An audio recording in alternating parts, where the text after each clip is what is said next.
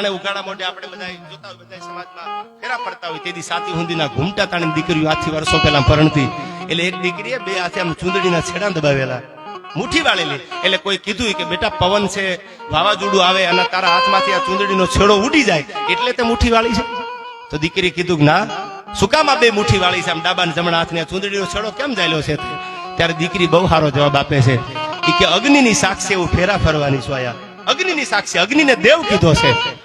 અને જેમ ભગવતી જાનકી જેદી ચોરીએ ચડ્યા રામની હારે, તેથી કવિ કાલિદાસે કીધું તું સાહમ તપસૂર્ય નિવિષ દષ્ટિ ઉર્ભમ તસુતમ નથમ ચરીસે યથાપી મે જનાંતરે પી તમે ભરતા નથા પ્રયોગા મને એક જન્મમાં નહીં, બે જન્મમાં નહીં, ત્રણ જન્મમાં નહીં, જન્માંતરે પી તમે ભરતા નથમ પ્રયોગા. જન્મો જન્મ સુધી મને પતિ તરીકે રામ મળે, આવું આ દેશની જનેતા જાનકી બોલી છે, જનકની દીકરી બોલી છે. અને આ દીકરી જવાબ આપે, સાંભળજો કે આ મુઠ્ઠી વાળી છે ને ચુંદડી જાલી, એનો અર્થ કહી દો, સાંભળી લેજો કે અગ્નિને દેવ કીધો છે, અગ્નિની સાક્ષી હું ફેરા ફરવાની છું. અને અગ્નિની સાક્ષી પ્રતિજ્ઞા કરું છું કે મારા ડાબા હાથની મુઠ્ઠીમાં મારા બાપની આબરૂ છે, ઇજ્જત છે આમાં. અને જમણા હાથની જે મુઠ્ઠી વાળી ને એમાં હું જેની સાથે આમ ફેરા ફરી અને પરણીને જવાની છું જેના ઘરે, એની આબરૂની મુઠ્ઠી છે. હું અગ્નિ દેવની સાક્ષીએ પ્રતિજ્ઞા કરું છું કે આ દેશની દીકરીના ખોળિયામાં જ્યાં સુધી પ્રાણ છે ને ત્યાં સુધી એકની આબરૂની મુઠ્ઠી ઉઘાડી નહીં થવા દઉં. એટલા માટે મેં મુઠ્ઠી વાળી છે કે આ મુઠ્ઠી બાંધી રાખીશ, શમશાને પૂગી જાઓ ત્યાં સુધી આ મુઠ્ઠી ઉઘાડી નહીં થવા દઉં. આ દીકરીઓ બોલી છે યાર. એટલે દીકરીને રિસ્પેક્ટ કરજો. મારું ગીત મેં અધૂરું મૂક્યું હતું, મારું લખેલું ગીત હતું દીકરી માટે. છેલ્લે મને બે કડીઓ યાદ આવે છે. શું કીધું દીકરી માટે? કે મારું આંગણું શોભે છે એના હેતથી રેલો. સાહેબ તમારું ફળિયાની રોનક જોજો દીકરી હોય એટલે. એ રોનક તમે ખાલી જોઈ લીજો જે ફળિયામાં દીકરી હોય. મારું આંગણું શોભે છે એના હેતથી રેલો.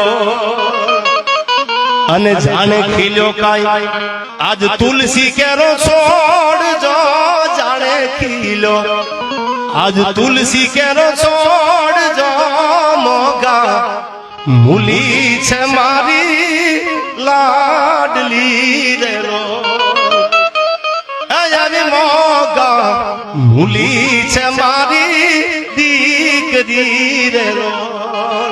હવે નીકળી સાંભળજો. દીકરી તો મોગા મૂલી હોય, પણ મેં એવું સાંભળ્યું છે સાહેબ કે જેના પરિવારના ભાગ, જેને ગરીબાઈ ભોગી હોય અને જેના ઘરે દીકરીનો જન્મ થાય ને એના લેખ પલટો મારી જાય. વિધાતાના લેખમાં જો કોઈ મેખ મારી દે તો આ દેશની દીકરી મારી શકે. એટલા માટે આ કડીમાં લખ્યું કે દીકરી આવે ને મેં ઘણા પરિવારના ભાગને પલટતા જોયા છે. હવે સાંભળજો આ કડી. એને પગલી રે પાડી જગાડ્યું ભાગને રેલો. જે બાપના ભાગ હુતા હતા એ રેખાયુને જગાડવા વાળી હોય તો એ દીકરી છે યાર. જેના ભાગ આરામમાં હતા, હુતા હતા, જેના ભાગ કોઈ દી ખુલ્લે ઉગડે એવી શક્યતા હતી નહીં, પણ દીકરીનો જન્મ થયો ને તો લાગ્યું કેવું. એને પગલી રે પાડી જગાડ્યું ભાગને રેલો. અન લેખમાં એને મારા છે કાયું મેખ રે. લેખમાં એને મારા છે કાયું મેખ રે. મોગા મૂલી છે મારી દીકરી રેલો. મોગા મૂલી છે મારી લાડલી રેલો.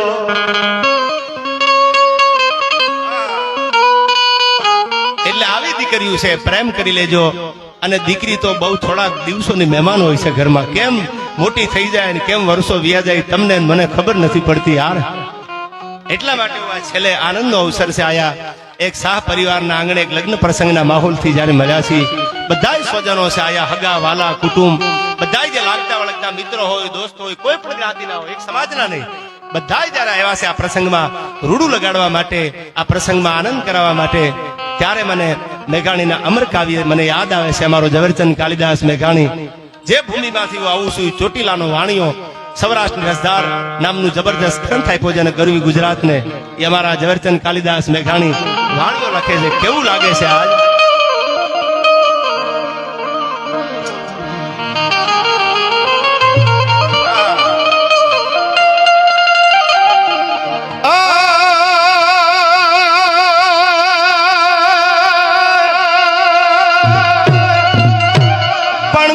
मोरट हूँ किया अनवाणी वादळ चमकी वीज पण मारा रुदाने राणो सांभळ्यो अरे रे आज आवी अषाढी बी पण मारा रुदाने ये मारा रुदाने राणो सांभळ्यो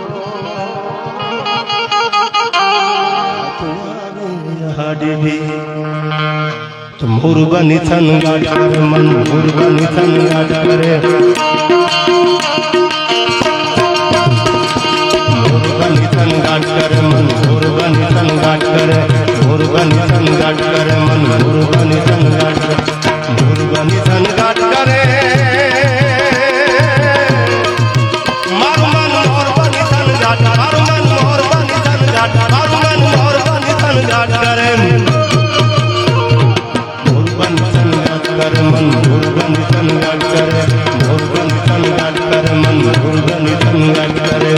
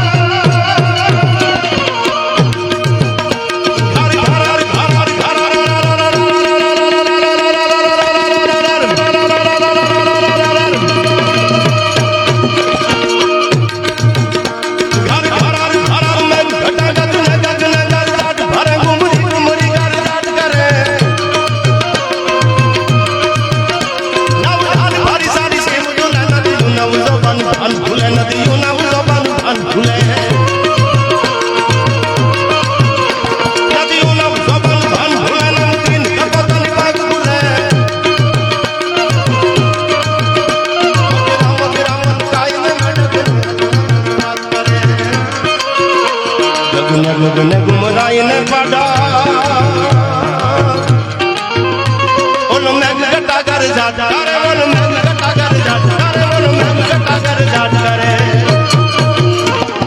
मुरबन थन गाट करे मन मुरबन थन गाट करे मुरबन थन गाट करे मन मुरबन थन गाट करे ए मारू मन मोर बनीने थन गाट करे मारू मन मोर बनीने